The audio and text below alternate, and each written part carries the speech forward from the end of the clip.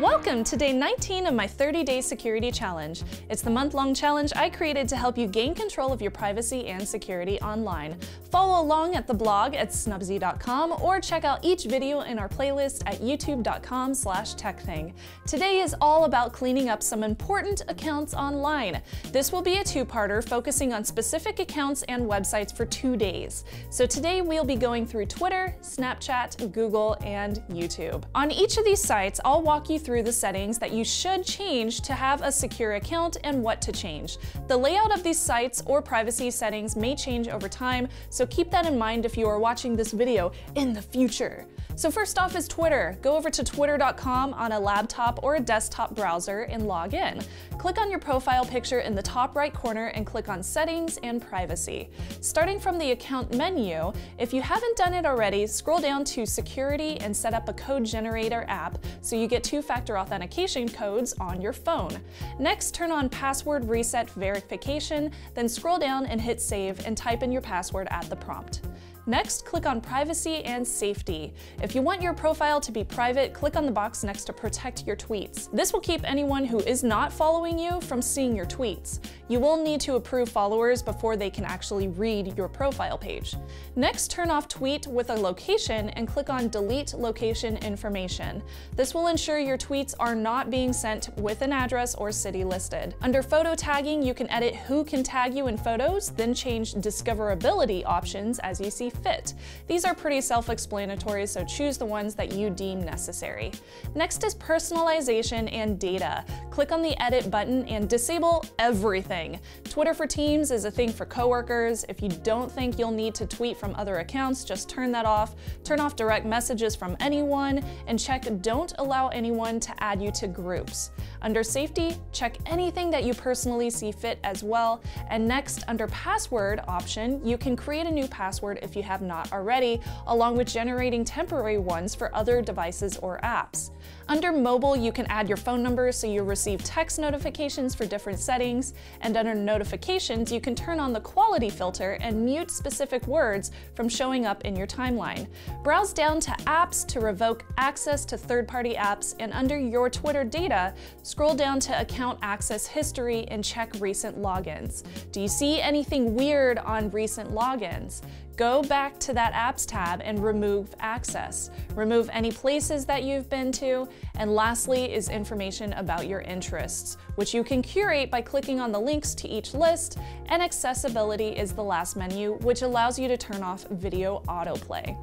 Now next up is Snapchat. From your phone, open Snapchat and click on the little ghost icon and then click on the little gear icon. Scroll down to the Who Can ...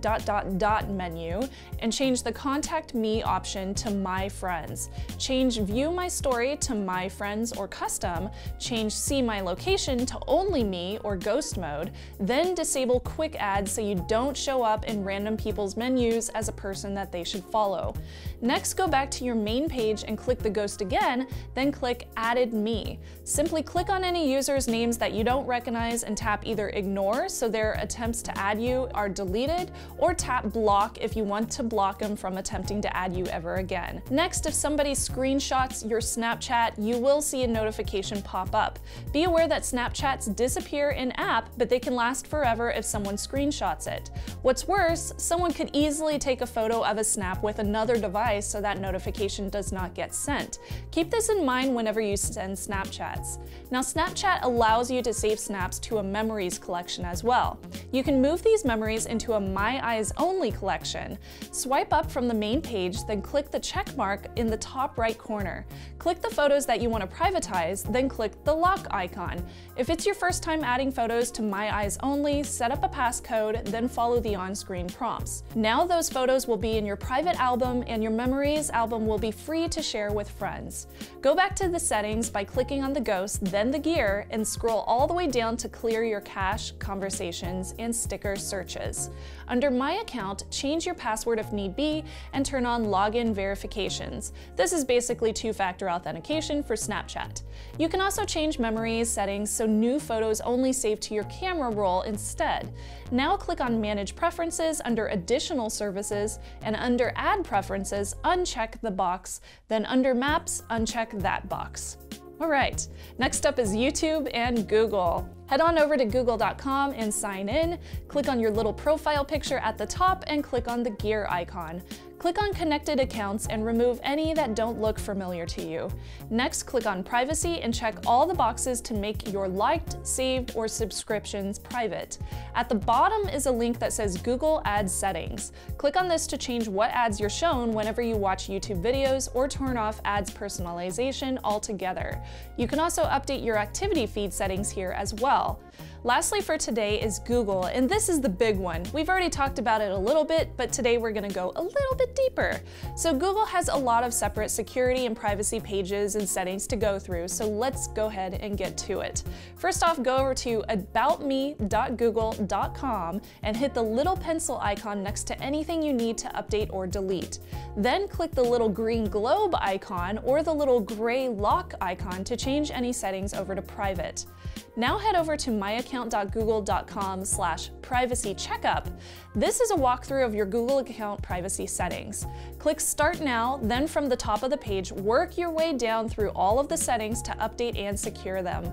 Most of these are self-explanatory, so I won't go through the explanations. Your YouTube settings should all be set already. Click Next to change your Google photo settings and make sure to turn on the Remove Geolocation settings, then click Next.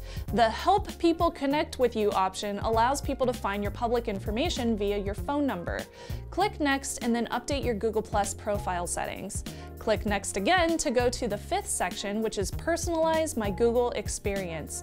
Turn off web and app activity, and then go to the My Activity link. Does this look creepy? Yeah, it is. This is a history of your Chrome, Google, and Android usage that shows what apps you have used, what you've searched for, and more.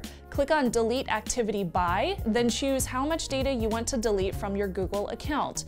Don't worry, the most deleting your old activity will do is make it so anytime you search for something again, Google is not going to know what to autofill to make your browsing easier. That's about the only change you're going to see. All right, go back to the Privacy Checkup screen. Click Location History, turn off, then click Manage History. From the map, you can see a very detailed view of every single place you have visited. This is private data for your account, but it could be dangerous if someone got access to it. Click the gear icon, then click Delete All Location History. If you like having this history turned on, it is kind of a cool map to look at. You can keep it on, then delete specific places by clicking into the place on either the list or the map.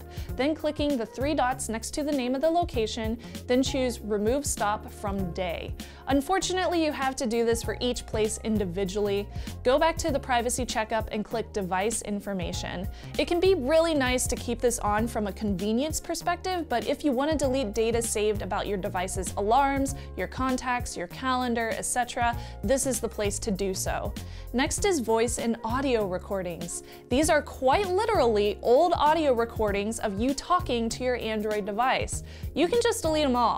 Next from the Privacy Checkup screen is turning off YouTube search and watch history. Once done customizing these settings, move on to the next portion on the Privacy Checkup list.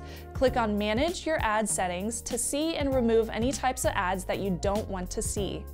Next is moving on from the security checkup. That's right, we are not done with Google yet. From myaccount.google.com, click on Security Checkup. From here, you can remove any third-party apps or devices that you don't need or don't recognize. If any unusual activity has occurred, it will also show up here. Lastly, you can turn on 2-factor authentication from this menu as well.